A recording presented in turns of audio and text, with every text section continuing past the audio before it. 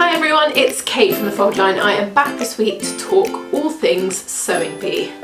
If you haven't seen last night's episode, please don't watch this, go and watch it and then come back, and we have found some really fantastic patterns from the show. Well, we think we've definitely got a few of them this week, and there's definitely one or two that we need some help with. I hope you enjoyed it. It's a bit like when in the Bake Off where there's hardly anyone left and the space that they work in starts to feel empty. It was a really good episode. I really enjoyed it. The theme this week was International Week. So the first challenge they had to make was a traditional Filipino terno blouse, which I'd never heard of, and it's essentially a square-necked blouse with, it looked from the line drawing, it had really almost like French darts, big darts, but the main thing is this impressive sleeve. Rachel and I obviously went and had a really good look, and we found stuff that is similar, and obviously it's not the traditional thing that you saw in the show, but it's kind of got a nod to that, so we thought we've got some good options for you guys, which I think would be lovely to have as summer tops. So I'll start with those. Then we had the challenge where they had to use French tablecloths and make them into garments, which was quite hilarious and bizarre. And then the final was the showstopper, which theme this week was Flamenco Skirts. Yeah, so quite a full-on week for them. I really enjoyed this one actually. It's starting, I don't know about you, one thing I thought was the flamenco skirt is quite hard, but I definitely think earlier on in the show they had some harder challenges as their showstopper. I thought the flamenco skirt, I was like, you could have had that a few weeks back quite easily and everyone I think would have kind of managed to do it. But anyway, right, I'm going to start with the terno blouse. So I've got three options for you. I've got the first one I've got is the normal blouse from Fibre Mood. This comes in sizes 6 to 28. It's available on the online shop. This one was pretty close actually. It's got those, the thing about the terno was that it's quite huge sleeves, and this pattern definitely has that. It's a really lovely blouse actually, and it's part of their new collection. So this pattern was in their latest magazine. You can either buy it within the magazine or you can buy it on its own. It's got buttons down the front, V-neck, huge big sleeves. The only difference is that it then gathers into the cuff. You could actually leave this off if you wanted to recreate that and have that kind of big statement sleeve, but I thought this is really close, and actually, you know, who doesn't love a big sleeve? This would be a really nice kind of top for summer. The other option I thought would be really good is the Sagebrush top, from Friday Pattern Company. This comes in sizes 6 to 34. It's available on the online shop. I love this pattern. I think it's so nice. You can see the samples made in linen. I think it's perfect in linen.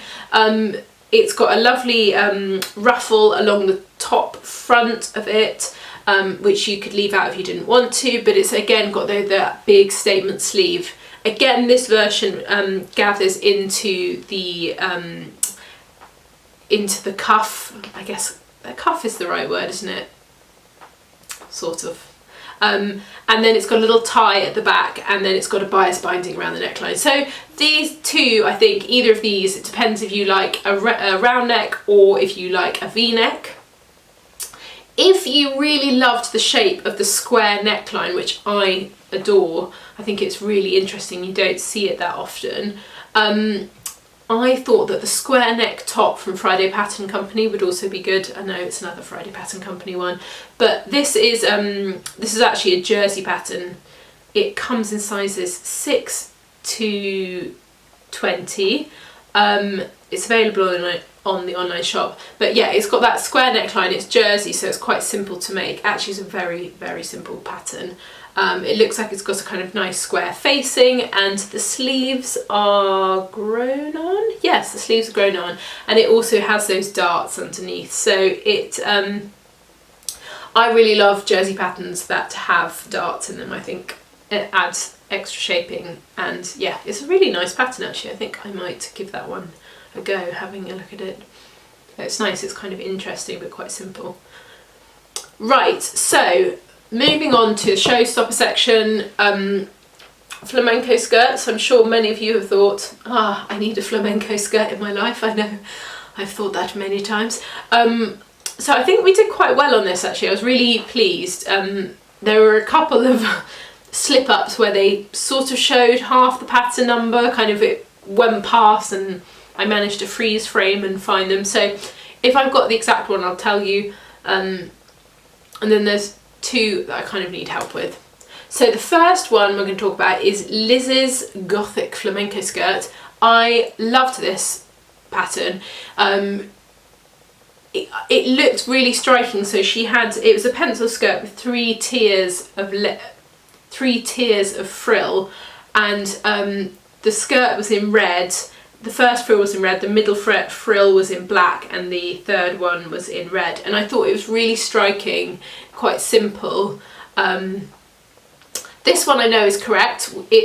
She used the McCall's 6770. You can see from the picture it's one of their costume patterns. I have to say, if I was looking, I don't think I would have picked this one for her, but it definitely was right. And she added extra layers of ruffles, that's the right word, tiers, sorry, I'm talking absolute rubbish this morning. Yeah, so she added 3 layers of ruffles, which look really nice. Yeah, I was quite pleased we found this one. And also it comes with loads of extra things that you could bake, including this kind of wraparound, ruffly, crazy thing.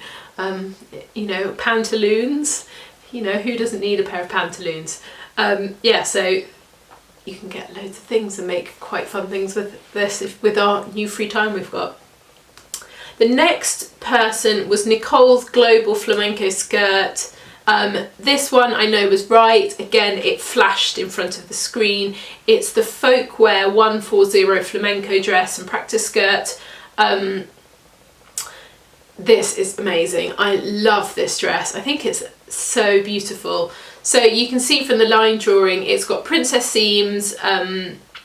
It's got this sort of dip at the front. It kind of comes up at the front and lower at the back. Sorry, dip at the, said the wrong way around. Rise at the front, lower at the back. Really amazing. Nicole has taken it and obviously turned it into a skirt. She's also removed the 2 princess seams. And then she has only put 2 layers of ruffles. I thought her one, and she also obviously won the Garment of the Week, was amazing. I just loved the use of fabric. I loved all the trimmings that she had on it. I thought it was really clever. I really kudos to her, because I would never have thought of pairing those prints together, and it just looked amazing, and it kind of made it look really modern as well. I thought it was fab. So this one was definitely right. Next up we have got Mark's Wrap Flamenco Skirt. This again was flashed. I managed to see half the number and I did a bit of research, and so this one is definitely right. It's the Simplicity 8606. Sadly for Mark, he went this week. I was really gutted for him. But I thought what he picked actually was really clever, because a wrap skirt is much easier to fit. He added loads of extra ruffles onto it as well, meters and meters and meters of ruffles. But I think they said it was a bit too simple. I can sort of see what they mean, but at the same time, if I was doing it and I wanted to make sure something fit, a wrap skirt is definitely the way to go. I thought his was really lovely. I suppose the only thing with all of the other ones, there was less drama, because everyone else had used such kind of extravagant fabric, and he'd used a viscose which was quite drapey, so it didn't have that same like pow as all of the other ones. Next up we've got Claire's. This was the one that I really struggled with, and if you've got any suggestions, I'd really like them. Hers was a formal curtain flamenco skirt. So she had this big waistband which had boning in. It was quite fitted, and then it had this interesting seam that went like this, sort of halfway down the skirt. I'd love to have found the perfect one, but I definitely haven't. The one that I have found is the Burda 2486. I thought this was quite similar. It's got that sort of sweetheart seam line halfway down it. It's got princess seams, which Claire's doesn't, and it's got the tiers of ruffles. I mean, this is an actual proper dress for samba and flamenco, so if you are looking for one of those, this is a good option, and it's available. It's not a vintage pattern. Yeah, I didn't. If anyone has got suggestions, I'd love to hear, because I think she's used a vintage pattern and tweaked it, and she's obviously quite into vintage patterns. But if anyone has got some intel or a better suggestion, let me know down below. Last but not least was Matt. I didn't look for Matt's because he said that his was self-drafted. He used Scuba, which I thought was really clever use, because it has quite a lot of structure. It's got drape, but much easier to work with in terms of fitting. So I thought his was a really clever option. The only thing they suggested is that he should put some interfacing in the waistband, which I agree, because it would have made it more structured. But yeah, I thought this was really good. I thought it was really cool, and I like the kind of, it was bright red, and then he had this kind of yellow under ruffle, which was fab too. I think they did a great job. I'm really looking forward to next week. I think it's going to be really difficult. The theme is the movies, so it is definitely going to be jazz hands and quite sort of, yeah, I think it's going to be a tough week for them. So that is it from us this week. I will be back next week with more, and have the most fabulous week. I'll see you soon. Bye.